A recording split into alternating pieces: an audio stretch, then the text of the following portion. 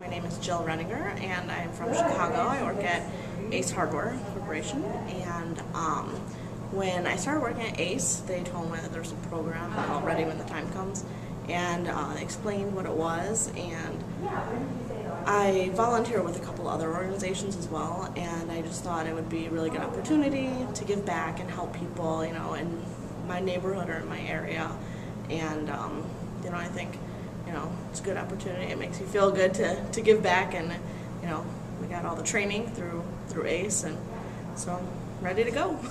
So is this your first disaster, or should I say mini disaster for it is. Responding? Yeah, it's my first one that I'm responding to. And when did you get in to the shelter? I got the call at 7 o'clock this morning to see if I could come, and I left my house at 8, and I got here at about 9 o'clock. So. And when you got here, how many people would you say were here? Were people clearing out, or what was the atmosphere like?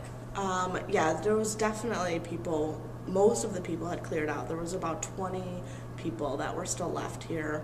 All of the people at this location were routed here from Lakeshore Drive. So they were stranded on Lakeshore Drive, and they were either busted on fire engines or other city vehicles. And so most of the people that I talked to got here between 4 and 5:30 in the morning. And by the time I got here, a lot of them had left already. Mm-hmm. So when you're working at a shelter as a volunteer, is it a lot of just comforting the people that have been stranded, in this case from the Chicago blizzard, or is it like getting them food? Like what were the kind of things that you were helping with? Well, when I first got here, we made the rounds to just kind of get the head count, and it's a lot of comforting people. People want to share their story with you. You have to be empathetic to what they went through. Even though everyone kind of has a similar story, they all feel better if they share it with you and tell you about it. So it was a lot of listening to everyone's story and meeting people, and then we had a couple gentlemen that came in, asked for blankets, so I found them blankets.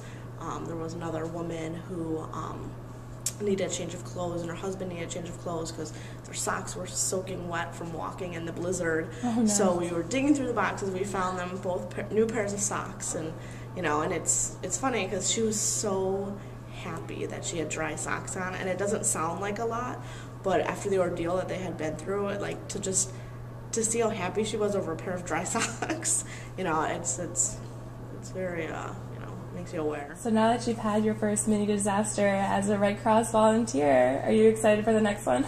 I am, actually. I wish I could have done more when I got here, but I am. I'm definitely going to be on call for the next one, and I think that if you have the capability to give back, and just to see the effect that you're having on people, and to see, in times of disaster, like the little bit of hope that you could bring to them, I think it's definitely worth it to give back.